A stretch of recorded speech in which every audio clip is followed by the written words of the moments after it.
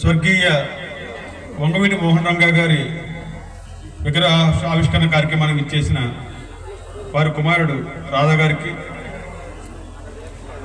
అలాగే వేదిక పెద్దలకు, ఇక్కడ ఇచ్చేసిన గ్రామస్తులకు, రంగా గారి అభిమానులకు, కాపు యువతకు ప్రతి ఒక్కరు కూడా పేరు పేరున ధన్యవాదాలు తెలియజేస్తున్నాం.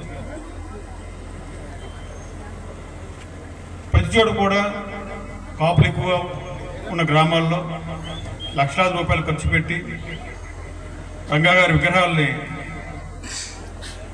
ఆవిష్కరించడం, రాధా గారు కూడా పిలవగానే మరి విజయవాడ నుంచి ఎన్ని ఇబ్బందులు ఎదురైనా సరే వచ్చి మనందరం కూడా ఆనందాన్ని ఇవ్వడం కూడా మరి చాలా అభినందనీయం.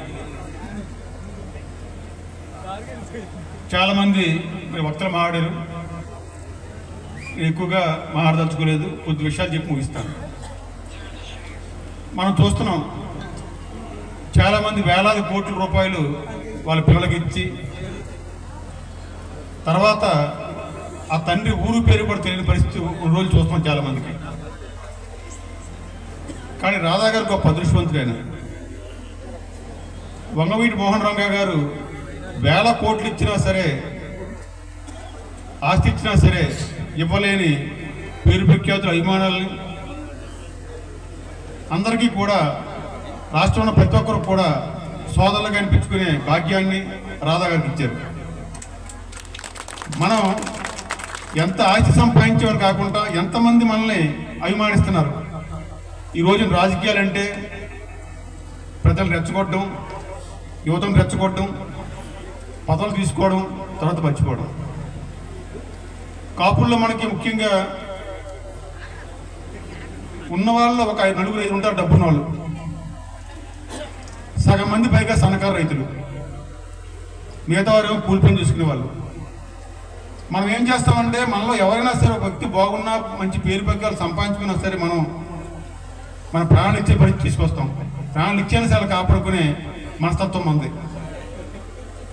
అవకాశవాదులు కాదు, మనవాడు బాగుంటే చాలు, అతను బాగుంటే మనం బాగున్నట్టే ఆనంద ప్రతి ఒక్క ఆ గుణం కాపుల్లో ప్రత్యేకించి ఉంది. మరి రోజున రాజకీయ పార్టీలు చూస్తున్నాం,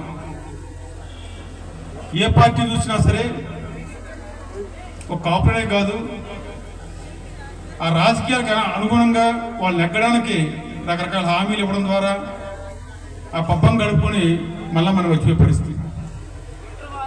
కాపుల్లో చాలామంది చదువుకొని ఉద్యోగాలు లేని పరిస్థితిలో ఉన్నారు. గతం నుంచి కూడా ఇప్పుడు కాంగ్రెస్ పార్టీ ముందు నుంచి కూడా కాపులకు రిజర్వేషన్ కావాలి, బీసీలో చేర్చాలి. చాలామంది కాపుల్లో పేదవారు ఉన్నారు, మాకు రాజకీయ రిజర్వేషన్ అవసరం లేదు, బీసీలో చేర్చే కొన్ని ఉద్యోగాలు వస్తాయని చెప్పేసి చాలా సంవత్సరాలు బట్టి కూడా పోవడం చేస్తున్నారు. చూస్తున్నాం మనం, ఎన్నో కుర్రాలు కూడా తిరిగిపోవచ్చు. గత 40 ఏళ్ళుగా చూస్తున్నాం. అవకాశం వచ్చినప్పుడు, ఎలక్షన్ వచ్చినప్పుడు మీకు ఏది చేస్తామని చెప్పడం, తర్వాత మర్చిపోయే మనల్ని వాళ్ళకి అనుగుణంగా వాళ్ళ జైలు కొట్టడానికి, జెండాలు వేయడానికి మనం ఉపయోగపడే పరిస్థితి రోజు ఉంది. మనం కూడా ఆలోచించుకోరు ఒకసారి. మన తల్లిదండ్రులు ఎంతో కష్టపడి వ్యవసాయం చేసి రాత్రిగా పగలగా కష్టపడి ఒక మనిషి తీసుకొచ్చారు మనకి. ఈ రానున్న రోజుల్లో ఈ రాజకీయ పార్టీలు చేసే అప్పులకి మన రాష్ట్రం అంతా కూడా అప్పులు పోలేపే మన బతకగా కష్టపడే పరిస్థితులు వస్తే ముందు ప్రతి ఒక్కరూ కూడా ఆర్థికంగా కూడా మీరు క్రమశిక్షణగా ఉండాలి.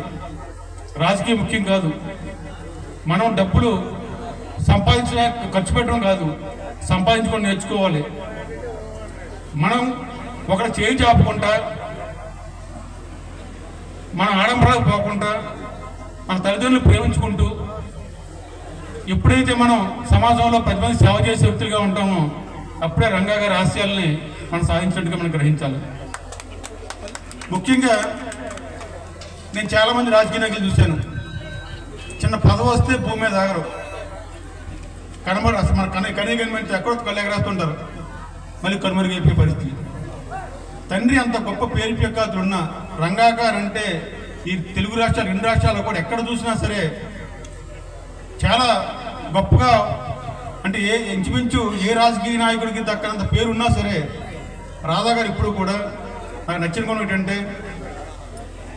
రెచ్చగొట్టి ఇంకో బ్లాక్మెయిల్ చేసి ఇబ్బందులు పెట్టి పదవులు సంపాదిద్దామను ఇంకో రకంగా ఉందామని ఇప్పుడు కూడా ఆయన చూడలేదు. ఆయన వ్యక్తిత్వం నేను చూసి చాలా నచ్చింది నాకు. నేను ఏదో మొక్కుతూ చెప్పడం కాదు. చాలామంది రాజకీయ నాయకులు చూసాం, వాళ్ళ అవకాశవాదం, వాళ్ళ పని అయిపోతే మళ్ళీ కనబడరు. కానీ రాధా గారి మట్టుకు రాష్ట్రం తిరుగుతూ తను ఏమీ కూడా ఎప్పుడు కూడా ఎవరిని ఏం కోరకుండా అందరూ బాగా ఉండాలి అనే కోరుకునే వ్యక్తి. ఆయన్ని ఈ వేదిక మీదకి ఆయన కూడా విజ్ఞప్తి చేస్తున్నాం.